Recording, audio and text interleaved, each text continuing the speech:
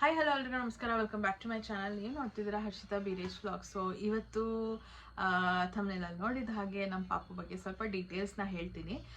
So ಅವಳು ಹುಟ್ಟಿದ್ದು weight ಎಷ್ಟು ಅಥವಾ ಯಾವತ್ತು ಹುಟ್ಟಿದ್ದು ಆ್ಯಂಡ್ ಅವಳು ಸ್ಲೀಪ್ ರುಟೀನ್ ಹೆಂಗಿದೆ, ಅವಳು ರಾತ್ರಿ ಎಲ್ಲ ಮಲಗ್ತಾಳ ಇಲ್ವಾ, ನಾನು ಹೇಗೆ ಅವಳನ್ನ ನೋಡ್ಕೊತೀನಿ, ಏನು ಎತ್ತ ಅಂತ ಅಂದ್ಬಿಟ್ಟು ಈ ವಿಡಿಯೋನಲ್ಲಿ ಕಂಪ್ಲೀಟ್ ಡೀಟೇಲ್ಸ್ ಕೊಡ್ತಾ ಇದ್ದೀನಿ.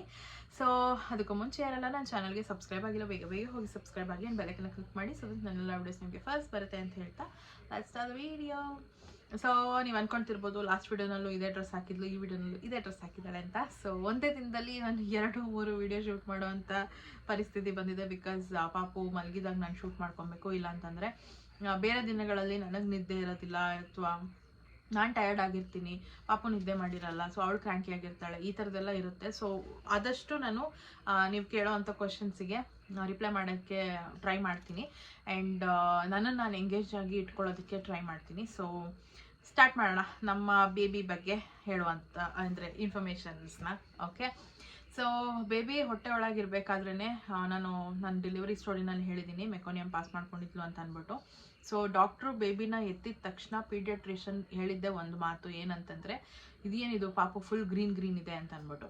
ಸೊ ಈಗ ಪಾಪು ಬಗ್ಗೆ ಏನೇನು ಕ್ವೆಶನ್ಸ್ ಕೇಳಿದ್ದೀರಾ ನೋಡೋಣ. ಸೊ ನಮ್ಮ ಪಾಪು ಹುಟ್ಟಿದಾಗ ಅವಳು ಮೆಕೋನಿಯಂ ಪಾಸ್ ಮಾಡ್ಕೊಂಡಿದ್ದರಿಂದ ಅವಳನ್ನ C-ಸೆಕ್ಷನ್ ಮಾಡಿನೇ ಹೊರಗಡೆ ತೆಗೆದಿದ್ದಂಥದ್ದು. ಸೊ ಮೆಕೋನಿಯಂ ಬಾಡಿ ಫುಲ್ ಆಗ್ಬಿಟ್ಟಿತ್ತು. ಇನ್ನೊಂದು ಸ್ವಲ್ಪ ಹೊತ್ತಿದ್ದರೆ ಅವಳ ಅವಳಿಗೆ ತುಂಬ ಅಪಾಯ ಆಗ್ತಿತ್ತು ಅಂತ ಡಾಕ್ಟ್ರು ಹೇಳಿದ್ರು ಬಂದು. ಸೊ ದೇವರೇ ಕಾಪಾಡ್ದ ಅನ್ಸುತ್ತೆ. ಸೊ ಏನೇ ಆದ್ರೂ ಒಳ್ಳೇದಕ್ಕೇನೆ ಅಂತ ಇದಕ್ಕೇನೆ ಹೇಳೋದು. ಸೊ ಯಾರು ನಮ್ಗೆ ಹಿಂಗೆ ಆಗಬೇಕು ಹಂಗೆ ಆಗಬೇಕು ಅಂತೆಲ್ಲ ಅಂದ್ಕೊಳ್ಳೋದಕ್ಕೆ ಹೋಗ್ಬಿಡಿ. ದೇವ್ರು ಏನು ನಿರ್ಧಾರ ಮಾಡಿರ್ತಾನೋ ಅದೇ ಫೈನಲ್, ನೀವು ಏನೂ ಚೇಂಜ್ ಮಾಡೋಕ್ಕಾಗಲ್ಲ. ಸೊ ಈಗ ಏನಪ್ಪ ಫಸ್ಟ್ ಕ್ವೆಶ್ಚನ್ ಅಂತಂದರೆ, ನಮ್ಮ ಬೇಬಿ ವೆಯ್ಟ್ ಎಷ್ಟಿತ್ತು ಅಂತ. ಸೊ ಬೇಬಿ ವೆಯ್ಟ್ ಬಂದು 3.12 kg ಇದ್ಲು ಹುಟ್ಟಿದಾಗ. ಸೊ ಅವಳು ಹುಟ್ಟಿದ್ದು 5th of ಜೂನ್ 2025 ಹುಟ್ಟಿದ್ದು. ಸೊ ಅದಾದಮೇಲೆ ಅವಳನ್ನೆಲ್ಲ ಕ್ಲೀನ್ ಮಾಡ್ಕೊಂಡು ಬಂದು ಮನೆಯವ್ರಿಗೆ ಕೊಟ್ಟರು. ಆ್ಯಂಡ್ ನೈಟ್ ಅಂದರೆ ನನ್ನನ್ನು ICUನಲ್ಲಿ ಇಟ್ಟಿದ್ರಿಂದ ಅವಳಿಗೆ ಫಾರ್ಮುಲಾ ಮಿಲ್ಕ್ನೇ ಕೊಡ್ತಾ ಇದ್ದಿದ್ದು. ನನ್ನದು ಮಿಲ್ಕ್ ಬರ್ತಾ ಇರಲಿಲ್ಲ, ಬರೀ ವಾಟ್ರಿ ಥರ ಬರ್ತಾಯಿತ್ತು. ಬಟ್ ಆದರೂ ಬಂದು ಲ್ಯಾಚ್ ಮಾಡಿಸಿ ಕರ್ಕೊಂಡು ಹೋಗ್ತಿದ್ರು. ಸೊ ಒಬ್ರು ಕೇಳಿದರೆ, NICUನಲ್ಲಿ ಇಟ್ಟಿಲ್ವಾ ಬೇಬಿನ, ಏನೂ ಪ್ರಾಬ್ಲಮ್ ಆಗಿರ್ಲಿಲ್ವಾ ಅಥವಾ ಜಾಂಡಿಸ್ ಬರಲಿಲ್ವಾ ಅಂತ ಅಂದ್ಬಿಟ್ಟು. ಫಾರ್ ಗಾಡ್ ಸೇಕ್ ಆ ಥರದ್ದೆಲ್ಲ ಏನೂ ಆಗಲಿಲ್ಲ. ಪಾಪು ಸಿಕ್ಕಾಪಟ್ಟೆ ಸೇಫ್ ಆಗಿದ್ಲು. ಮೆಕೋನಿಯಂ ಪಾಸ್ ಮಾಡ್ಕೊಂಡಿದ್ರು ಅವಳು ತುಂಬ ಸೇಫ್ ಆಗಿದ್ಲು. ಅದು ನೀರೇನು ಕುಡ್ದಿರಲಿಲ್ಲ. ಸೊ ಅದು ಒಂದು ಪ್ಲಸ್ ಪಾಯಿಂಟ್ ಅಂತಲೇ ಹೇಳ್ಬೋದು. NICUಗೂ ಇಟ್ಟಿರಲಿಲ್ಲ ಆ್ಯಂಡ್ ಬ್ರೀತಿಂಗ್ ಪ್ರಾಬ್ಲಮ್ ಆಗಿತ್ತು, ಅದು ಇದು ಅಂತೆಲ್ಲ ಏನೂ ಕಾಂಪ್ಲಿಕೇಶನ್ಸ್ ಇಲ್ದಿರ ನಮ್ಮ ಪಾಪು ನಮ್ಮ ಕೈಗೆ ಕೊಟ್ಟಿದ್ರು. ಅಂದರೆ ನಮ್ಮ ಮಮ್ಮಿ ಡ್ಯಾಡಿ ಕೈಲಿ ಕೊಟ್ಟಿದ್ರು, ಬೀರೇಶ್ ಕೈಲಿ. ಆ್ಯಂಡ್ ಅವಳಿಗೆ ಜಾಂಡಿಸ್ ಕೂಡ ಆಗಿರಲಿಲ್ಲ. ಅಂದರೆ ಸ್ವಲ್ಪ ಇತ್ತು, ಅಂದರೆ ಹುಟ್ಟಿದ ಮಕ್ಕಳಲ್ಲೆಲ್ಲ ಇದ್ದೇ ಇರುತ್ತೆ, ಸ್ವಲ್ಪ ಇತ್ತು. ಬಟ್ ಅದು ಆ ಬಾರ್ಡರ್ ಲೈನ್ ಏನಿರುತ್ತಲ್ಲ ಅದು ಕ್ರಾಸ್ ಆಗಿರಲಿಲ್ಲ. ಸೊ ನಮ್ಮ ಪಾಪು ಫುಲ್ ಸೇಫ್ ಆಗಿದ್ಲು. ಆ್ಯಂಡ್ ಅವಾಗ ಬಂದು ಬ್ಲಡ್ ಚೆಕಪ್ ಎಲ್ಲ ಮಾಡ್ತಿದ್ರು. ಸೊ ಶುಗರ್ ಲೆವೆಲ್ಸ್ ಎಲ್ಲ ಚೆಕ್ ಮಾಡ್ತಿದ್ರು. ಆ್ಯಂಡ್ ನಮ್ಮ ಪಾಪು ಶುಗರ್ ಲೆವೆಲ್ ಕೂಡ ಕಮ್ಮಿನೇ ಇತ್ತು. ಬಿಕಾಸ್ ನಾನು ಪ್ರೆಗ್ನೆನ್ಸಿನಲ್ಲಿ ಜಾಸ್ತಿ ಏನೋ ಶುಗರಿ ಐಟಮ್ಸು ಅಥವಾ ಈ ಬೇಕ್ರಿ ಐಟಮ್ಸು ಎಲ್ಲ ಜಾಸ್ತಿ ತಿಂದಿರಲಿಲ್ಲ. ಬಿಕಾಸ್ ನನಗೆ ಗೊತ್ತಿತ್ತು ಈ ಟೈಮಲ್ಲಿ, ಅಂದರೆ ಪ್ರೆಗ್ನೆನ್ಸಿ ಟೈಮಲ್ಲಿ ನನಗಾಗಿರ್ಬೋದು ಪಾಪುಗಾಗಿರ್ಬೋದು ಡಯಾಬಿಟೀಸ್ ಬರೋ ಚಾನ್ಸಸ್ ಇರುತ್ತೆ ಅಂತ ಅಂದ್ಬಿಟ್ಟು. ಸೊ ನಾನು ಅದ್ರ ಬಗ್ಗೆ ತುಂಬ ಕೇರ್ ತೊಗೊಂಡಿದ್ದೆ. ಸೊ ಅದಕ್ಕೆ ನಮ್ಮ ಪಾಪುಗೂ ಕೂಡ ಯಾವುದೇ ರೀತಿಯಾದ ಡಯಾಬಿಟೀಸ್ ಇರಲಿಲ್ಲ. ಅಂದರೆ ಲೆವೆಲ್ ಕಮ್ಮಿ ಇತ್ತು, ನಾರ್ಮಲಾಗಿ ಎಷ್ಟಿರಬೇಕು ಅದಕ್ಕಿಂತ ತುಂಬ ಕಮ್ಮಿ ಇತ್ತು. ಸೊ ಅದಾದಮೇಲೆ ಇಂಜೆಕ್ಷನ್ಸ್ ಕೊಟ್ಟರು. ಅಂದರೆ ಹೊರಡೋ ದಿನ ಇಲ್ಲಿ ಲೆಫ್ಟ್ ಸೈಡ್ಗೆ ಇಂಜೆಕ್ಷನ್ ಕೊಡ್ತಾರಲ್ಲ, ಸೊ ಆ ಇಂಜೆಕ್ಷನ್ಸ್ ಎಲ್ಲ ಕೊಟ್ಟರು. ಅದಾದಮೇಲೆ ಮತ್ತೆ ನೆಕ್ಸ್ಟ್ ಚೆಕಪ್ಗೆ ಹೋದಾಗ ಬೇಬಿ ಸ್ಕ್ರೀನಿಂಗ್ ಅಂತ ಮಾಡಿದ್ರು. ಅಂದರೆ ಅದರಲ್ಲಿ ಫುಲ್ ಬಾಡಿ ಚೆಕಪ್, ಅಂದರೆ ಬ್ಲಡ್ ಚೆಕಪ್ ಏನೇ ಅದು, ಜಾಂಡಿಸ್ ಇದೆಯಾ ಅಥವಾ ಬೇರೆ ಥರದ್ದು ಯಾವುದಾದ್ರೂ ಪ್ರಾಬ್ಲಮ್ಸ್ ಇದೆಯಾ ಮಗುಗೆ ಅಂತ ಅಂದ್ಬಿಟ್ಟೆಲ್ಲ ಚೆಕ್ ಮಾಡ್ತಾರೆ. ಸೊ ಅದನ್ನು ಮಾಡಿಸೋದಕ್ಕೆ 6,000 ಏನೋ ಚಾರ್ಜ್ ಮಾಡಿದ್ರು. ಸೊ ಅದು ಫುಲ್ ಎಲ್ಲ ಟೆಸ್ಟ್ ಮಾಡಿಸಿ ರಿಪೋರ್ಟ್ ಬಂತು, ಎಲ್ಲನೂ ನಾರ್ಮಲ್ ಇತ್ತು. ಸೊ ಅದು ಕೂಡ ಖುಷಿ ಆಯಿತು. ಆ್ಯಂಡ್ ಇಯರ್ ಟೆಸ್ಟ್ ಮಾಡ್ಸೋಕ್ಕೆ ಅಂತ ಹೇಳಿದರು. ಬಟ್ ನಾವು ಇಯರ್ ಟೆಸ್ಟ್ ಮಾಡಿಸಿರ್ಲಿಲ್ಲ. ಇಯರ್ ಟೆಸ್ಟ್ ಅಂದರೆ ಅವಳಿಗೆ ಕೇಳಿಸುತ್ತಾ ಅಥವಾ ಏನಾದರೂ ಇನ್ಫೆಕ್ಷನ್ ಆಗಿದೆ ಏನು ಎತ್ತ ಅಂತ ಅಂದ್ಬಿಟ್ಟು. ಬಟ್ ನಾವು ಮಾಡಿಸಿರ್ಲಿಲ್ಲ. ಒಂದಿನ ನೈಟ್ ಏನಾಯಿತು ಅಂತಂದರೆ, ಸಿಕ್ಕಾಬಟ್ಟೆ ಅಳ್ತಾನೆ ಇದ್ಲು. ಯಾಕೆ ಅಂತ ಗೊತ್ತಾಗ್ತಿಲ್ಲ. ದೃಷ್ಟಿ ತೆಗ್ದು ಹಾಕಿದ್ವಿ, ಟಮಿ ಸಾಫ್ಟ್ನರ್ ಹಾಕಿದ್ವಿ, ಜೊತೆಗೆ ವುಡ್ ವರ್ಡ್ಸ್ ಕೂಡ ಹಾಕಿದ್ವಿ. ವುಡ್ ವರ್ಡ್ಸ್ ಯೂಸ್ ಮಾಡಬಾರ್ದು, ಐ ಡೋಂಟ್ ರೆಕಮೆಂಡ್. ಬಟ್ ಅವತ್ತಿನ ದಿನ ಅಷ್ಟು ಕ್ರ್ಯಾಂಕಿ ಆಗಿದ್ಲು. ವುಡ್ ವರ್ಡ್ಸ್ ಕೂಡ ಹಾಕಿದ್ವಿ. ನಾನು ಫೀಡ್ ತೊಗೊತಾ ಇರಲಿಲ್ಲ ಕರೆಕ್ಟಾಗಿ. ತುಂಬ ಕ್ರ್ಯಾಂಕಿಯಾಗಿ ಅಳ್ತಾನೆ ಇದ್ಲು ಪಾಪ, ಸಿಕ್ಕಾಪಟ್ಟೆ ಅಳ್ತಾ ಇದ್ಲು. ನನಗೆ ಕಣ್ಣಲ್ಲಿ ನೀರು ಬಂದ್ಬಿಡ್ತು ಅವಳು ಅಳೋದು ನೋಡಿ. ನೈಟೆಲ್ಲ ನಿದ್ದೆನೇ ಮಾಡಲಿಲ್ಲ. 5:30 6 ಗಂಟೆ ಆತತ್ರ ಅವಾಗ ನಿದ್ದೆ ಮಾಡಿದ್ದವಳು. ಸರಿ ನೆಕ್ಸ್ಟ್ ಡೇ ಹೋಗೋಣ ಹಾಸ್ಪಿಟ್ಲಿಗೆ ಅಂತ ಅಂದ್ಬಿಟ್ಟು ಹೋದಾಗ ಡಾಕ್ಟ್ರು ಚೆಕ್ ಮಾಡಿ ಹೇಳಿದ್ರು, ಬೇಬಿಗೆ ಹೊಟ್ಟೆದೇನು ಪ್ರಾಬ್ಲಮ್ ಇಲ್ಲ, ಗ್ಯಾಸ್ ಎಲ್ಲ ಏನೂ ಪ್ರಾಬ್ಲಮ್ ಇಲ್ಲ, ಬಟ್ ಇಯರ್ ಇನ್ಫೆಕ್ಷನ್ ಆಗಿದೆ ಅಂತ ಹೇಳಿದ್ರು. ಸೊ ಇಯರ್ ಇನ್ಫೆಕ್ಷನ್ ಆಗಿದೆ ಅಂತ ಅಂದಾಗ ನನಗೆ ಭಯ ಆಯಿತು. ಬಟ್ ಅದಾದಮೇಲೆ ಅವ್ರು ಹೇಳಿದ್ರು ಏನೂ ಪ್ರಾಬ್ಲಮ್ ಇಲ್ಲ. ಒಂದು ಟಾನಿಕ್ ಕೊಟ್ಟಿದ್ರು, ಅದನ್ನು ಓರಲ್ ಆಗಿ ಹಾಕಬೇಕು, ಅದು ಇಯರ್ ಇನ್ಫೆಕ್ಷನ್ನ ಕ್ಲಿಯರ್ ಮಾಡುತ್ತೆ ಅಂತ ಅಂದ್ಬಿಟ್ಟು ಹೇಳಿದ್ರು. 5 days ಹಾಕಬೇಕಿತ್ತು. ಮತ್ತು 5 days ಅವ್ರಿಗೆ ಸ್ನಾನ ಮಾಡ್ಸಂಗಿಲ್ಲ, ತಲೆಗೆ ಸ್ನಾನ ಮಾಡ್ಸಂಗಿಲ್ಲ, ಕಿವಿಗೇನೋ ನೀರು ಹೋಗೋ ಥರ ಇರಲಿಲ್ಲ. ಆ್ಯಂಡ್ ಮಲ್ಕೊಂಡು ಫೀಡ್ ಮಾಡಬೇಡಿ ಅಂತ ಹೇಳಿದರು. ಮಲ್ಕೊಂಡು ನಾನೇನು ಫೀಡ್ ಮಾಡ್ತಿರಲಿಲ್ಲ. ಬಟ್ ಆದರೂ ಏನಕ್ಕೆ ಈ ಥರ ಇಯರ್ ಇನ್ಫೆಕ್ಷನ್ ಆಗುತ್ತೆ ಅಂತಂದರೆ, ಮಕ್ಕಳುಗಳಿಗೆ ರೆಸ್ಪಿರೇಟರಿ ಸಿಸ್ಟಮ್ ಸ್ವಲ್ಪ ವೀಕ್ ಆಗಿರುತ್ತೆ. ಸೊ ಅವರಿಗೆ ಉಸಿರು ಕಟ್ಟೋದು ಮತ್ತು ಮೂಗೆಲ್ಲ ಬ್ಲಾಕ್ ಆಗೋದು, ಈ ಥರದ್ದು ಮಲ್ಕೊಂಡಾಗ ಗೊರ ಸೌಂಡ್ ಬರೋದು, ಈ ಥರದ್ದೆಲ್ಲ ಇರುತ್ತೆ.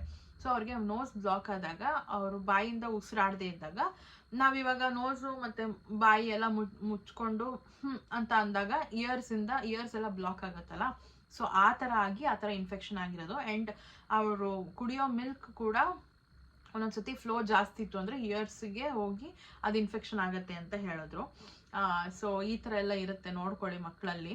ಅವ್ರು ತುಂಬ ಅಳ್ತಿದ್ದಾರೆ, ಎಲ್ಲ ಟ್ರೈ ಮಾಡಿದ್ರು ಆಗ್ತಿಲ್ಲ ಅಂತ ಹೇಳಿದಾಗ, ಸೊ ಅವ್ರು ಹೇಳ್ದಂಗೆ ಮಾಡಿದೆ. ಇವಾಗ ಶಿ ಇಸ್ ಟೋಟಲಿ ಫೈನ್, ಆರಾಮಾಗಿದ್ದಾಳೆ, ಏನೂ ಪ್ರಾಬ್ಲಮ್ ಇಲ್ಲ ಇವಾಗ. ಆ್ಯಂಡ್ ನೆಕ್ಸ್ಟ್ ಕ್ವೆಶ್ಚನ್ ಬಂದು ವೈ ಬೇಬೀಸ್ ಕ್ರೈ ಅಂತ ಅಂದ್ಬಿಟ್ಟು. ಏನಕ್ಕೆ ಅಳ್ತವೆ? ಅದೇ ಹೊಟ್ಟೆ ಕೆಟ್ಟಾಗ ಅಳ್ತವೆ, ಮತ್ತು ಗ್ಯಾಸ್ ಫಾರ್ಮ್ ಆದಾಗ ಅಳ್ತವೆ, ಅದಾದ್ಮೇಲೆ ಡೈಪರ್ ಚೇಂಜ್ ಮಾಡ್ಬೇಕಂದ್ರೆ ಅಳ್ತವೆ, ಅಂದರೆ ವಾಶ್ರೂಮ್ 1 ಆಗಿರ್ಬೋದು 2 ಆಗಿರ್ಬೋದು ಮಾಡ್ಕೊಂಡಾಗ ಅಳ್ತವೆ, ಜೊತೆಗೆ ಬಾಡಿ ಇರಿಟೇಷನ್ ಆದರೆ ಅಳ್ತವೆ, ಆಮೇಲೆ ಸೆಕೆ ಆದರೆ ಅಥವಾ ಚಳಿ ಆದರೆ ಎರಡಕ್ಕೂ ಅಳ್ತವೆ, ನಾರ್ಮಲ್ ಟೆಂಪ್ರೇಚರಲ್ಲಿ ಇರಬೇಕು. ಈ ಥರದ್ದೆಲ್ಲ ಕೆಲವೊಂದು ಇರುತ್ತೆ. ಸೊ ಆ ಟೈಮಲ್ಲಿ ಅಳ್ತವೆ. ನೀವು ಎಲ್ಲನೂ ಚೆಕ್ ಮಾಡಬೇಕಾಗತ್ತೆ ಏನು ಎತ್ತ ಅಂತ ಅಂದ್ಬಿಟ್ಟು. ಸೊ ಅದು ಸ್ವಲ್ಪ ಕಷ್ಟನೇ, ಬಿಕಾಸ್ ನಾವು ನ್ಯೂ ಮಾಮ್ಸ್ ಆಗಿರೋದ್ರಿಂದ ನಮ್ಗೆ ಏನಾಗ್ತಿದೆ ಪಾಪುಗೆ ಅಂತ ಗೊತ್ತಾಗೋದೇ ಇಲ್ಲ. ಪಾಪ ಅವಕ್ಕೂ ಗೊತ್ತಾಗಲ್ಲ, ನಮಗೂ ಗೊತ್ತಾಗೋದಿಲ್ಲ. ಸೊ ಅವಾಗ ಒಂದಷ್ಟು ರೆಮಿಡೀಸ್ನ ಟ್ರೈ ಮಾಡ್ತೀವಿ. ಅಂದರೂ ಕಮ್ಮಿ ಆಗಲಿಲ್ಲ ಅಂತಂದಾಗ ನೀವು ಪೀಡಿಯಾಟ್ರಿಷನ್ನ ಕನ್ಸಲ್ಟ್ ಮಾಡೋದು ತುಂಬಾ ಒಳ್ಳೆಯದು, ಆಯಿತಾ. ಆ್ಯಂಡ್ ನೆಕ್ಸ್ಟ್ ಬಂದು ಬೇಬಿ ಸ್ಲೀಪ್ ಸೈಕಲ್ ಹೆಂಗಿದೆ ಅಂತಂದರೆ, ಅವಳು ಸ್ಟಾರ್ಟಿಂಗಲ್ಲಿ ಫೀಡ್ ತಗೊಂಡು ಮಲ್ಕೊಂಡ್ಬಿಡ್ತಿದ್ಲು. ಅಂದರೆ ಒಂದು 1 ಮಂತ್ ಇರೋವಂಥ ಫೇಸಲ್ಲಿ. ಈಗ 1 ಮಂತ್ ಆಗಿ 1 ವೀಕ್ ಆಗಿದೆಯಲ್ಲ, ಒಂದು 15 days ನೈಟ್ ನಿದ್ದೆ ಮಾಡೋದು ಸ್ವಲ್ಪ ಕಮ್ಮಿ ಆಗ್ತಾ ಇದೆ. ನೈಟ್ ಕಮ್ಮಿ ಆಗ್ತಿದೆ ಅಂತಂದರೆ 9:30 ಸ್ಟಾರ್ಟ್ ಮಾಡಿದ್ರೆ ಅವಳನ್ನ ಮಲಗ್ಸೋಕ್ಕೆ 1:30 2 ಗಂಟೆ ಅಥವಾ 3 ಗಂಟೆ 3:30 ಈ ಥರ ಆಗ್ತಾಯಿದೆ ಅವಳದು ಸ್ಲೀಪ್ ಸೈಕಲು. ಸೊ ತುಂಬ ಕ್ರ್ಯಾಂಕಿಯಾಗಿ ಆಡ್ತಲ್ಲ ಅಂಥ ಟೈಮಲ್ಲಿ. ಇನ್ಫ್ಯಾಕ್ಟ್ ತುಂಬ ಸೂದನ್ ಮಾಡಿ ಮಲಗಿಸಿದ್ರು 5 minutes ಪಟ್ ಅಂತ ಎದ್ದಿರ್ತಾಳೆ. ಆ್ಯಂಡ್ ಕರೆಕ್ಟ್ 1:30 ಹಂಗೆ ಮಲ್ಕೊಂಡ್ಬಿಡ್ತಾಳೆ. ಇಲ್ಲ ಅಂತಂದರೆ ಕೆಲವೊಂದು ದಿನ 2 o'clock ಆದರೂ ಆಯಿತು, 3 o'clock ಆದರೂ ಆಯಿತು. ಸೊ ಈ ಥರ ಎಲ್ಲ ಆಗ್ತಾ ಇದೆ. ಸೊ ಇದರಿಂದ ನನಗೂ ಸರಿಯಾಗಿ ನಿದ್ದೆ ಇಲ್ಲ, ನಮ್ಮ ಅಜ್ಜಿಗೂ ಸರಿಯಾಗಿ ನಿದ್ದೆ ಇಲ್ಲ. ಬಿಕಾಸ್ ನಮ್ಮ ಅಜ್ಜಿನೇ ಪಾಪುನ ನನ್ನ ನೋಡ್ಕೊತಿರೋದ್ರಿಂದ ಅವರೇ ನನ್ನ ಜೊತೆಗೆ ಮಲ್ಕೊತಾರೆ. ಮಮ್ಮಿ ಬೆಳಗ್ಗೆ ಎದ್ದೆಲ್ಲ ಕೆಲಸ ಮಾಡ್ಕೊಬೇಕು ಮತ್ತು ವಿನೂತಂಗೆಲ್ಲ ನೋಡ್ಕೊಬೇಕಲ್ಲ. ಸೊ ಅದಕ್ಕೆ ಅಜ್ಜಿ ಇರ್ತಾರೆ, ಇಬ್ರಿಗೂ ನಿದ್ದೆ ಇರೋದಿಲ್ಲ. ಪಾಪುನೂ ನಿದ್ದೆ ಮಾಡೋದು. ಆಮೇಲೆ ಬೆಳಗಿನ ಟೈಮ್ ನಿದ್ದೆ ಮಾಡ್ಕೊತಾಳೆ. 1:30 ಮಲ್ಕೊಂಡ್ರೆ ಏನಿಲ್ಲ ಅಂದರೂ ಒಂದು 5:30 ಅಥವಾ 6 o'clock ಎದ್ದೊಳ್ತಾಳೆ, ಮತ್ತೆ ಫೀಡ್ ತೊಗೊತಾಳೆ, ಮತ್ತೆ ಒಂದು ಸ್ವಲ್ಪ ಆಟಾಡ್ತಾಳೆ, ಮತ್ತೆ 7:30 ಹಂಗೆ ಮಲ್ಕೊತಾಳೆ. ಈ ಥರ ಇದೆ ಈಗ ಸದ್ಯಕ್ಕೆ. ಅದನ್ನು ಹೆಂಗೆ ಚೇಂಜ್ ಮಾಡೋದು ನನಗಂತೂ ಗೊತ್ತಾಗ್ತಿಲ್ಲ. ಚೇಂಜ್ ಮಾಡೋದಕ್ಕಾಗಲ್ಲ ಅಂತ ಅನ್ಸುತ್ತೆ ಈಗ ಸದ್ಯದ ಫೇಸಲ್ಲಿ. ಅಂದರೆ ಒಂದು 3-4 months ಒಳಗೂ ಚೇಂಜ್ ಮಾಡೋದಕ್ಕಾಗಲ್ಲ. ಸೊ ಇದಿಷ್ಟು ಅವಳ ಸ್ಲೀಪ್ ಸೈಕಲ್ ಇವಾಗ ಸದ್ಯಕ್ಕಿರೋದು. ಜೊತೆಗೆ ಮೆಡಿಸಿನ್ಸ್ ಫಾರ್ ಬೇಬಿ ಅಂತ ಕೇಳಿದ್ರಿ. ಮೆಡಿಸಿನ್ಸ್ ಏನೇನು ಕೊಡ್ತಿದ್ದೀನಿ ಅಂತಂದರೆ, ವಿಟಮಿನ್ ಡಿ ಕೊಟ್ಟಿದ್ದಾರೆ. ಅಂದರೆ ಹಾಸ್ಪಿಟಲಲ್ಲಿ ಇದ್ದಾಗಲೇ ವಿಟಮಿನ್ ಡಿ ಕೊಡಿ ಅಂತ ಸಜೆಸ್ಟ್ ಮಾಡಿದರು. ಸೊ ಡೈಲಿ ವಿಟಮಿನ್ ಡಿ ಕೊಡ್ತಾ ಇದ್ದೀವಿ. ಅದು ಎಲ್ಲ ಬೇಬೀಸ್ಗೂ ಸಜೆಸ್ಟ್ ಮಾಡ್ತಾರೆ. ಅದೇನಿಲ್ಲ ಅಂದರೂ ನಾವು 1 yearವರೆಗೂ ಅದನ್ನು ಹಾಕಬೇಕಾಗತ್ತೆ ಬೇಬೀಸ್ಗೆ. ನೆಕ್ಸ್ಟ್ ಬಂದು ಬೇಬಿ ಸೌಂಡ್ಸ್. ಓ ಮೈ ಗಾಡ್, ಎಷ್ಟು ಸೌಂಡ್ ಮಾಡ್ತವೆ ಅಂತಂದರೆ ನನಗೆ ಭಯ ಆಗ್ಬಿಡ್ಬೇಕು. ಏನಪ್ಪ ಇದು ಹಿಂಗೆ ಸೌಂಡ್ ಮಾಡ್ತಾಳೆ ಇವಳು ಅಂತ ಅಂದ್ಬಿಟ್ಟು. ಅಷ್ಟು ಸೌಂಡ್ ಮಾಡ್ತಾಳೆ ಮಲಗಿರ್ಬೇಕಾದ್ರೆ. ಮೈ ಮುರಿಯೋದಾಗಿರ್ಬೋದು, ಅನ್ನೋದಾಗಿರ್ಬೋದು, ಈ ಥರದ್ದೆಲ್ಲ. ಆ ಸೌಂಡ್ಗೆ ಅವಳೇ ಎದ್ದು ಬಿಡ್ತಾಳೆ ಒಂದೊಂದ್ಸತಿ. ಈ ಥರದ್ದೆಲ್ಲ ಇರುತ್ತೆ. ಆ್ಯಂಡ್ ನನಗಂತೂ ಡೀಪ್ ಸ್ಲೀಪಲ್ಲಿ ಇದ್ದಾಗಂತೂ ಅವಳು ಆ ಥರ ಸೌಂಡ್ ಮಾಡಿದಾಗ ಭಯನೇ ಆಗ್ಬಿಡುತ್ತೆ. ಆ್ಯಂಡ್ ಇನ್ನೊಂದೇನೆಂದರೆ ಮಗು ಮಲಗಿದಾಗ ನೀವು ಮಲ್ಕೊಂಬಿಡಿ ಅಂತ ಹೇಳ್ತಾರೆ. ಪಾಪ ಮಗು ಮಲಗಿದಾಗ ನಮ್ಗಳಿಗೆ ನಿದ್ದೆನೇ ಬರೋಲ್ಲ ಹೇಳ್ಬೇಕಂತಂದರೆ. ನಿದ್ದೆ ಬಂದ್ರೂ ಅವು ಮಾಡೋ ಸೌಂಡ್ಗಳಿಗೆ ಎದ್ಬಿಡ್ತೀವಿ ನಾವು. ಸೊ ಎಲ್ಲಿ ನಿದ್ದೆ ಮಾಡೋಕ್ಕಾಗತ್ತೆ, ರಾತ್ರಿನೂ ನಿದ್ದೆ ಮಾಡೋಕ್ಕಲ್ಲ, ಬೆಳಗ್ಗೆನೂ ನಿದ್ದೆ ಮಾಡೋಕ್ಕಾಗಲ್ಲ. ಈ ಥರದ್ದೆಲ್ಲ ಪ್ರಾಬ್ಲಮ್ಸ್ ಇರುತ್ತೆ. ಜೊತೆಗೆ ಈಗ ನಾನು ಒಂದು 2-3 ಡೇಸಿಂದ ನೋಟಿಸ್ ಮಾಡ್ತಿರೋದು ಏನಂತಂದರೆ, ಅವಳ ಮುಖನ ತುಂಬ ಉಜ್ಕೊತಾ ಇದ್ದಾಳೆ. ಹಿಂಗೆ ಕಣ್ಣುಜ್ಜೋದು, ಮುಖ ಉಜ್ಜೋದು, ಮೂಗುಜ್ಜೋದು, ಈ ಥರದ್ದೆಲ್ಲ ಮಾಡ್ತಿದ್ದಾಳೆ. ಇದೆಲ್ಲ ಏನು ಸೈನ್ಸ್ ಅಂತಂದರೆ ಅವಕ್ಕೆ ತುಂಬ ಟಯರ್ಡ್ ಆಗಿಬಿಟ್ಟಿದೆ, ಈ ಟೈಮಲ್ಲಿ ಮಲಗಿಸ್ಬೇಕು ಅಂತ ಅಂದ್ಬಿಟ್ಟು. ಸೊ ಇದನ್ನು ಕೂಡ ಒಂದು ಸಿಂಪ್ಟಮ್ಮೆ, ಅಂದರೆ ನಿದ್ದೆ ಬರೋದಕ್ಕೆ. ಸೊ ಅವಳು ತುಂಬ ಮಾಡ್ತಿರ್ತಾಳೆ. ಅಂದರೆ ನೈಟ್ ಟೈಮ್, ಅದೇ ನಾನು ಹೇಳಿದ್ನಲ್ಲ, ಒಂದು 9:30 to 1 o'clock ಪೀರಿಯಡ್ ಇರುತ್ತೆ ಅಂತ ಅಂದ್ಬಿಟ್ಟು ಆ ಟೈಮಲ್ಲಿ ಜಾಸ್ತಿ ಮಾಡ್ತಾರೆ. ಇದನ್ನ ಅರ್ಲಿಯಾಗೇನೆ ನೀವು ಕಂಡಿಡ್ಕೊಂಡ್ರೆ ಬೇಗ ಮಲಗಿಸ್ಬಿಡ್ಬೋದು.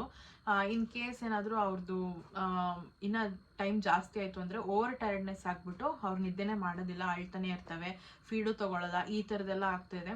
ಸೊ ನನ್ನ ಮಗುಗೂ ಹಂಗೆ ಆಗ್ತಿರೋದು. ನೋಡಬೇಕು ಇವತ್ತು ಹೆಂಗಾಗುತ್ತೆ ಅಂತ. ಇವತ್ತು ಸ್ವಲ್ಪ ನೋಡೋಣ, ಚೇಂಜ್ ಮಾಡೋಣ ಅಂತ ಅಂದ್ಕೊಂಡಿದ್ದೀನಿ. ಸೊ ಇದೆಲ್ಲ ಸಿಂಪ್ಟಮ್ಸ್ ಇರುತ್ತೆ. ಜೊತೆಗೆ ಜನ ಹೇಳ್ತಾರಲ್ಲ, ನಾವೇನು ತಿಂದರೂ ಮಗುಗೆ ಅದೇ ಹೋಗುತ್ತೆ ಅಂತ ಅಂದ್ಬಿಟ್ಟು. But I don't believe in that. ನಾವೇನು ತಿಂತೀವಿ, ಏನು ಪ್ರೋಟೀನ್ ಅಥವಾ ಕಾರ್ಬ್ಸ್ ಏನು ತಿಂತೀವಿ ಅದು ಮಾತ್ರ ಅವಕ್ಕೆ ಹೋಗುತ್ತೆ.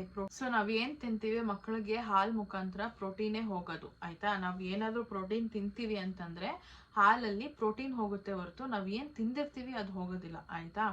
ಸೊ ತುಂಬ ಜನಕ್ಕೆ ಇದು ಒಂದು ಮಿತ್ತಿದೆ, ನಾವು ಇದು ತಿನ್ಬಿಟ್ರೆ ಗ್ಯಾಸ್ ಆಗಿಬಿಡುತ್ತೆ, ಗ್ಯಾಸ್ ಆದರೆ ಹಾಲು ಕುಡಿತಾವಲ್ಲ ಅವಕ್ಕೂ ಗ್ಯಾಸ್ ಆಗಿಬಿಡುತ್ತೆ ಅಂತ. ಗ್ಯಾಸು ಮಕ್ಕಳಿಗೆ ಏನಕ್ಕೆ ಆಗುತ್ತೆ ಅಂತಂದರೆ, ಫಸ್ಟ್ ಆಫ್ ಆಲ್ ಹಾಲು ಕುಡಿಬೇಕಾದ್ರೆ ಅವು ಏನು ಮಾಡ್ತವೆ, ಗಾಳಿನ ಇನ್ಹೇಲ್ ಮಾಡಿಬಿಡ್ತವೆ. ಅಂದರೆ ಏರ್ನ ಇನ್ಹೇಲ್ ಮಾಡಿದಾಗ ಗ್ಯಾಸ್ ಆಗಿ ಫಾರ್ಮ್ ಆಗೋಕ್ಕೆ ಸ್ಟಾರ್ಟ್ ಆಗುತ್ತೆ. ಅಥವಾ ನಾವು ಹಾಲು ಕುಡಿಸಿ ಆದಮೇಲೆ ಬರ್ಪ್ ಮಾಡಲಿಲ್ಲ ಅಂದರೆ ಅವ್ರನ್ನ ತೇಗಿಸ್ಲಿಲ್ಲ ಅಂತಂದರೆ ಅದು ಬಂದು ಗ್ಯಾಸ್ ಆಗಿ ಟರ್ನ್ ಆಗುತ್ತೆ. ಜೊತೆಗೆ ಅಳ್ತಾ ಇರಬೇಕಾದ್ರೆ ಏರ್ನ ಇನ್ಹೇಲ್ ಮಾಡ್ತಾವಲ್ಲ ಅದು ಕೂಡ ಗ್ಯಾಸ್ ಆಗಿ ಟರ್ನ್ ಆಗುತ್ತೆ, ಆಯಿತಾ. ಇದೆಲ್ಲ ಆದಾಗ ಮಾತ್ರ ಮಕ್ಳಿಗೆ ಗ್ಯಾಸ್ ಆಗುತ್ತೆ. ಅದು ಬಿಟ್ಟು ಅಮ್ಮ ಅದೇನೋ ಗ್ಯಾಸ್ ಐಟಮ್ ತಿಂದ್ಬಿಟ್ರು ಅಥವಾ ಕಾಳುಗಳು ತಿಂದ್ಬಿಟ್ರು ಅಥವಾ ಇದು ಕ್ಯಾಪ್ಸಿಕಮ್ ಗ್ಯಾಸ್ ಅಲ್ವಾ ಅದನ್ನು ತಿಂದ್ಬಿಟ್ರು ಅಂತಂದರೆ ಗ್ಯಾಸ್ ಆಗುತ್ತೆ.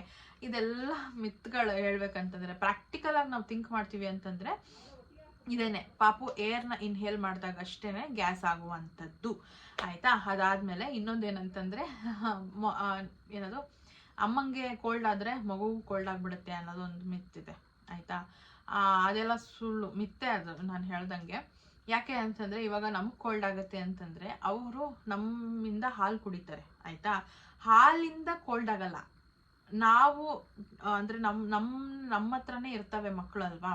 ಸೊ ನಮ್ಮ ಹತ್ರ ಇದ್ದಾಗ ನಮ್ಮದು ಇವಾಗ ಕೋಲ್ಡ್ ಆದರೆ ಏನು ಇನ್ಫೆಕ್ಷನ್ ತಾನೇ ಆಗೋದು, ನಾವು ಉಸಿರಾಡ್ತಿರ್ತೀವಿ, ಹತ್ರನೇ ಇರ್ತವೆ, ಆದ್ರಿಂದ ಕೋಲ್ಡ್ ಆಗುತ್ತೆ ಹೊರತು ನಮ್ಮ ಹಾಲಿಂದ ಕೋಲ್ಡ್ ಆಗಲ್ಲ. ಆಮೇಲೆ ಕೋಲ್ಡ್ ಐಟಮ್ಸ್ ತಿನ್ನಬಾರ್ದು, ಮಕ್ಳಿಗೂ ಕೋಲ್ಡ್ ಆಗಿಬಿಡುತ್ತೆ ಆ ಥರದ್ದೆಲ್ಲ ಹೇಳ್ತಾರಲ್ಲ, ಅದೆಲ್ಲ ಸುಳ್ಳು. ಹಾಲು ಕುಡಿದಾಗ ಅದಾಗುತ್ತೆ ಇದಾಗುತ್ತೆ ಅನ್ನೋದೆಲ್ಲ ಸುಳ್ಳು. ಬಿಕಾಸ್ ನಮ್ಮ ಹಾಲಿಂದ ಏನು ಬರುತ್ತೆ, ಅವಕ್ಕೆ ಏನು ನ್ಯೂಟ್ರಿಷನ್ ಬೇಕು, ಪ್ರೋಟೀನ್ ಬೇಕು, ಐರನ್ ಕ್ಯಾಲ್ಶಿಯಂ ಕಂಟೆಂಟ್ ಏನು ಬೇಕು ಅದು ಮಾತ್ರ ಹೋಗ್ತಾ ಇರುತ್ತೆ ಮಕ್ಕಳಿಗೆ. ಅದು ಬಿಟ್ಟು ನಾವು ಏನು ತಿಂತೀವಿ ಏನು ಬಿಡ್ತೀವಿ ಅದ್ರ ಮೇಲಂತೂ ನಿಂತಿಲ್ಲ, ಆಯಿತಾ. ನಾವು ಏನು ತಿಂತೀವಿ ಏನು ಬಿಡ್ತೀವಿ ಯಾಕೆ ಅದನ್ನು ಜಾಸ್ತಿ ಕನ್ಸರ್ನ್ ತೊಗೊಬೇಕಂತಂದರೆ, ನಮ್ಮ ಬ್ರೆಸ್ಟ್ ಮಿಲ್ಕ್ ಸಪ್ಲೈ ಜಾಸ್ತಿ ಆಗಬೇಕು ಅಂತ ಅನ್ನೋದು ಬಿಟ್ಟರೆ ಬೇರೆ ಏನೂ ಇಲ್ಲ, ಆಯಿತಾ. ಅದರಲ್ಲಿ ಒಂದು ಮಾತ್ರ ತಿನ್ನಬಾರ್ದಂದ್ರೆ ಹಸಿಮೆಣ್ಸಿನ್ಕಾಯಿ ತಿನ್ನಬಾರ್ದು ಅಷ್ಟೇ. ಯಾಕಂದರೆ ಅದು ಸ್ಟಿಚಸ್ ಹಾಕಿರ್ತಾರಲ್ಲ, ಸೊ ಆ ಜಾಗದಲ್ಲಿ ಇಚ್ಚಿಂಗ್ ಆಗುತ್ತೆ ಅಂತ ಅಂದ್ಬಿಟ್ಟು ಡಾಕ್ಟರ್ ಸಜೆಸ್ಟ್ ಮಾಡ್ತಾರೆ ಹಸಿಮೆಣ್ಸಿನ್ಕಾಯಿ ತಿನ್ನಬೇಡಿ ಅಂತ ಅಂದ್ಬಿಟ್ಟು. ಸೊ ಈ ಥರದ್ದೆಲ್ಲ ಇರುತ್ತೆ. ಜೊತೆಗೆ ಇನ್ನೊಂದೇನಂತಂದರೆ, ಈಗ ಅಮ್ಮಂಗೆ ದೃಷ್ಟಿ ಆಯಿತು ಅಂದರೆ ಮಗುಗೂ ದೃಷ್ಟಿ ಆಗುತ್ತೆ, ಇದೆಲ್ಲ ಸುಳ್ಳು.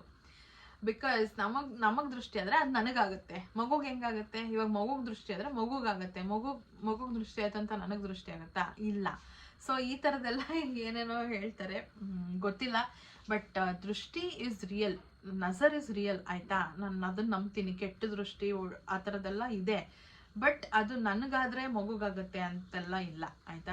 ನನಗೆ ದೃಷ್ಟಿ ಆಗ್ಬಿಟ್ರೆ ಇವಾಗ ನನ್ನನ್ನು ಯಾರೋ ನೋಡಿರ್ತಾರೆ, ಬಾಂಟಿಗೆ ದೃಷ್ಟಿ ಆಗ್ಬಿಡ್ತು, ಓಕೆ, ನನಗೆ ದೃಷ್ಟಿ ಆಗುತ್ತೆ, ಮಗುಗಾಗೋದಿಲ್ಲ. ಇವಾಗ ನನಗೆ ಹೊಟ್ಟೆ ನೋವು ಬಂದರೆ, ನಿನ್ನೆ ರಾತ್ರಿ ಎಲ್ಲ ನನಗೆ ಹೊಟ್ಟೆ ನೋವು ಬಂತು, ನನಗೆ ಹೊಟ್ಟೆ ನೋವು ಬಂದರೆ ಮಗು ಹೊಟ್ಟೆ ನೋವು ಬರುತ್ತಾ, ಇಲ್ಲ, ಮಗು ಆರಾಮಾಗೆ ಮಲಗಿತ್ತು. ಸೊ ಈ ಥರದ್ದೆಲ್ಲ ಇರುತ್ತೆ. ಅದೆಲ್ಲ ನಂಬೋದಕ್ಕೆ ಹೋಗ್ಬಿಡಿ. ಆ್ಯಂಡ್ ನ್ಯೂ ಮಾಮ್ಸ್ ಯಾರ್ಯಾರು ಇದ್ದೀರಾ ಜಾಸ್ತಿ ತಲೆ ಕೆಡ್ಸ್ಕೊಳಕ್ಕೆ ಹೋಗ್ಬಿಡಿ, ಅಂದರೆ ಮಗುನ ಬೆಳೆಸೋ ಇದರಲ್ಲಿ. ಬಿಕಾಸ್ ಮಕ್ಕಳು ಹೆಂಗಿರ್ತವೆ ಯಾವ ಟೈಮಲ್ಲಿ ಅಂತ ಹೇಳೋದಕ್ಕಾಗಲ್ಲ. ನನ್ನ ಮಗು ಹಿಂಗೇ ಇರುತ್ತೆ ಅಥವಾ ನನ್ನ ಮಗು ಹಿಂಗೇ ಇರುತ್ತೆ ಅಂತ ಎಲ್ಲ ಹೇಳೋಕ್ಕಾಗಲ್ಲ. ಆ್ಯಂಡ್ ಬೇರೆ ಮಕ್ಕಳಿಗೆ ಕಂಪೇರ್ ಮಾಡೋದಕ್ಕೆ ಹೋಗ್ಬಿಡಿ. ಆ ಮಗು ಅಷ್ಟೊತ್ತು ಮಲ್ಕೊಳ್ಳುತ್ತೆ, ನನ್ನ ಮಗು ಯಾಕೆ ಎಷ್ಟು ಮಲ್ಕೊಳ್ಳುತ್ತೆ, ಆ ಮಗು ಅಷ್ಟು ಕುಡಿಯುತ್ತೆ, ನನ್ನ ಮಗು ಯಾಕೆ ಎಷ್ಟು ಕುಡಿಯುತ್ತೆ, ಈ ಥರದೆಲ್ಲ ತಲೆ ಕೆಡ್ಸ್ಕೊಳಕ್ಕೆ ಹೋಗ್ಬಿಡಿ. ಬಿಕಾಸ್ ನೋಡಿ, ಎಲ್ಲ ಬೆರಳು ಒಂದೇ ಥರ ಇಲ್ಲ ಆಯಿತಾ. ಸೊ ಹಾಗೆ ಎಲ್ಲ ಮಕ್ಕಳು ಒಂದೇ ಥರ ಇರಲ್ಲ ಅಥವಾ ಎಲ್ಲರೂ ಒಂದೇ ಥರ ಇರೋದಿಲ್ಲ. ಸೊ ಜಾಸ್ತಿ ತಲೆ ಕೆಡಿಸ್ಕೊಳ್ದೆ ಮನೆಯವರು ಏನು ಹೇಳ್ತಾರೆ ಅದನ್ನು ಕೇಳಿಕೊಂಡು ಹೋಗಿ ಅಂತ ನಾನು ಹೇಳ್ತೀನಿ. ಆ್ಯಂಡ್ ಜಾಸ್ತಿ ಯಾರಾದರೂ ಈ ಥರ ಇರು ಅಂತೆಲ್ಲ ಕಮೆಂಟ್ ಮಾಡಿದ್ರು ನೀವು ಏನು ತಲೆ ಕೆಡ್ಸ್ಕೊಳಕ್ಕೆ ಹೋಗ್ಬೇಡಿ. ನಿಮ್ಗೆ ಹೆಂಗೆ ಇಷ್ಟನೋ ಹಾಗೆ ಇರಿ. ಆ್ಯಂಡ್ ನನ್ನ ಬಗ್ಗೆ ಅಥವಾ ನನಗೆ ಏನೇನೆಲ್ಲ ಕಮೆಂಟ್ಸ್ ಬಂದಿತ್ತು ಅಥವಾ ಏನೇನೆಲ್ಲ ಹೇಳಿದ್ರು ಅಥವಾ ನನಗೆ ಯಾವ್ದು ಕರೆಕ್ಟ್ ಅನ್ನಿಸ್ತು ಯಾವ್ದು ತಪ್ಪು ಅನ್ನಿಸ್ತು ಅಂತೆಲ್ಲ ನನ್ನ ಬಗ್ಗೆ ಒಂದು ವಿಡಿಯೋ ಮಾಡ್ತೀನಿ, ಅದನ್ನು ಕೂಡ ಬರೆದಿಟ್ಕೊಂಡಿದ್ದೀನಿ. ಆ್ಯಂಡ್ ಅದೇ ನಂದು ಏನಾದರೂ ಡಿಪ್ರೆಷನ್ ಯಾಕೆ ಹೋಗಿದ್ದೆ ಅಂತ ಅಂದ್ಬಿಟ್ಟು ವಿಡಿಯೋ ಮಾಡ್ತೀನಿ ನಾನು. ಅಂದರೆ ಆಫ್ಟರ್ ಡೆಲಿವರಿ ನನ್ನ 15 days ಏನು ಫೇಸ್ ಇತ್ತಲ್ಲ ಮಗು ಜೊತೆ, ಅದನ್ನು ನಿಮ್ಮ ಜೊತೆ ಶೇರ್ ಮಾಡ್ಕೊಬೇಕು. ಆ ಟೈಮಲ್ಲಿ ಇದ್ರ ಬಗ್ಗೆ ಎಲ್ಲ ಹೇಳ್ತೀನಿ. ಬಾಣ್ತಿಯರು ಯಾವ ಥರ ಮೈಂಡ್ ಸೆಟ್ ಮಾಡ್ಕೊಬೇಕು ಏನು ಎತ್ತ ಅಂತ ಅಂದ್ಬಿಟ್ಟು. ಸೊ ಈ ವಿಡಿಯೋದಲ್ಲಿ ಸದ್ಯಕ್ಕೆ ಬೇಬಿ ಬಗ್ಗೆ ಎಲ್ಲ ಇನ್ಫಾರ್ಮೇಷನ್ನು ಕೊಟ್ಟಿದ್ದೀನಿ, ಇನ್ನೇನು ಇಲ್ಲ. ಆ್ಯಂಡ್ ಬೇಬಿ ನೇಮ್ ಕೇಳ್ತಿದ್ದೀರ ಎಲ್ಲರೂ. ಬೇಬಿ ನೇಮ್ ಬಂದು ನಾವಿನ್ನ ಯಾವುದೂ ಸೆಲೆಕ್ಟ್ ಮಾಡಿಲ್ಲ, ತುಂಬ ಟೈಮ್ ತೊಗೊತಾ ಇದ್ದೀವಿ ಸೆಲೆಕ್ಟ್ ಮಾಡೋದಕ್ಕೆ. ಬಿಕಾಸ್ ಈಗಲೇ ನಾಮಕರಣ ಮಾಡೋದಿಲ್ಲ, ಇನ್ನೂ ಸ್ವಲ್ಪ ಲೇಟು. ಸೊ ಈಗ ಸದ್ಯಕ್ಕೆ ನಾವು ದೇವ್ರ ಹೆಸರನ್ನ ಇಟ್ಟಿರೋಂಥದ್ದು. ಸೊ ಅವಳನ್ನ ದೇವ್ರ ಹೆಸರು ಬಂದು ಬೀರೇಶ್ವರಿ ಅಂತ ಇಟ್ಟಿರೋದು, ನಮ್ಮನೆ ದೇವ್ರ ಹೆಸರು. ಸೊ ಅದನ್ನೇ ಇಟ್ಟಿದ್ದೀವಿ, ಬಟ್ ಆ ಹೆಸರನ್ನ ಕರಿತಾ ಇಲ್ಲ ಬೀರೇಶ್ವರಿ ಅಂತ ಅಂದ್ಬಿಟ್ಟು. ಸೊ ಇನ್ನು ಅವಳಿಗೆ ಹೆಸರು ಹುಡುಕ್ತಾ ಇದ್ದೀವಿ. ಹುಡುಕಿ ಎಲ್ಲ ಆದಮೇಲೆ ಅಥವಾ ನೇಮಿಂಗ್ ಸೆರೆಮನಿ ದಿನಾನೇ ನಾನು ಅದನ್ನು ರಿವೀಲ್ ಮಾಡ್ತೀನಿ ಎಲ್ಲರಿಗೂ. ಆ್ಯಂಡ್ ತುಂಬ ಜನ ಕೇಳ್ತಿದ್ರಿ ಬೇಬಿ ಫೇಸ್ನ ಯಾವಾಗ ರಿವೀಲ್ ಮಾಡ್ತೀರಾ ಅಂತ ಅಂದ್ಬಿಟ್ಟು. ಸೊ ಬೇಬಿ ಫೇಸ್ ಈಗಲೇ ಎಲ್ಲ ರಿವೀಲ್ ಮಾಡೋದಕ್ಕೆ ಸಾಧ್ಯ ಇಲ್ಲ. ಬಿಕಾಸ್ ಸ್ವಲ್ಪ ದೃಷ್ಟಿ ಅದು ಇದು ಅಂತೆಲ್ಲ ಇರುತ್ತಲ್ಲ, ನಾನು ಕೂಡ ಅದನ್ನೆಲ್ಲ ನಂಬ್ತೀನಿ ಮಗು ವಿಷಯದಲ್ಲಿ. ಸೊ ಅದಕ್ಕೆ ನಾನು ಜಾಸ್ತಿ ತೋರಿಸೋದಕ್ಕೆ ಹೋಗೋದಿಲ್ಲ. ನೋಡೋಣ, ಒಂದು 6 months ಆದಮೇಲೆ ಅಥವಾ 5 months ಆದಮೇಲೆ ಅಥವಾ ನಾಮಕರಣ ಟೈಮಲ್ಲಿ ಆ ಟೈಮಲ್ಲಿ ರಿವೀಲ್ ಮಾಡ್ತೀನಿ ಪಕ್ಕ. ಸೊ ಇದಿಷ್ಟು ಆಗಿತ್ತು ಬೇಬಿಯ ಇನ್ಫಾರ್ಮೇಷನ್. ಇನ್ನು ಏನಾದರೂ ಇನ್ಫಾರ್ಮೇಷನ್ ಬೇಕು ಅಂದರೆ ನೀವು ನನ್ನ ಕಮೆಂಟ್ ಸೆಕ್ಷನಲ್ಲಿ ಕಮೆಂಟ್ ಮಾಡಿ, ನಾನು ಇನ್ಫಾರ್ಮೇಷನ್ನ ಕೊಡ್ತೀನಿ. ಸೊ ಸ್ವಲ್ಪ ಲೇಟ್ ಆದರೂ ಅಡ್ಜಸ್ಟ್ ಮಾಡ್ಕೊಳ್ಳಿ ವಿಡಿಯೋ ಬರೋದು. ಈ ಥರ ಒಂದೇ ದಿನದಲ್ಲಿ 2 ವಿಡಿಯೋ ಮಾಡಬೇಕಾಗತ್ತೆ. ಆ್ಯಂಡ್ ಎಡಿಟಿಂಗ್ ಸ್ವಲ್ಪ ಟೈಮ್ ತೊಗೊಳುತ್ತೆ, ಈ ಥರದ್ದೆಲ್ಲ ಇರುತ್ತೆ.